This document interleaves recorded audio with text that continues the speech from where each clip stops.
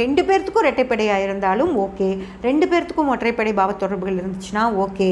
ஆனால் மோஸ்ட்லி பெண்களுக்கு இரட்டைப்படை பாவ தொடர்பும் ஆண்களுக்கு ஒற்றைப்படை பாவ தொடர்பும் இருந்தது அப்படின்னா கண்டிப்பாக அந்த ஆண் வந்து ஒரு நாளைக்கு வேறு அது அந்த தசாபுத்திகளும் நடக்குது அப்படின்னா வேறு வழியே இல்லாமல் வெளியே போக வேண்டிய ஒரு சூழ்நிலை வந்தே தீரும் ஃப்ரெண்ட்ஸ். அதனால் ரொம்ப ஜாக்கிரதையாக இந்த ஜாதகங்களை சேர்த்தும்போது இந்த விஷயங்களையெல்லாம் பார்க்கணும்.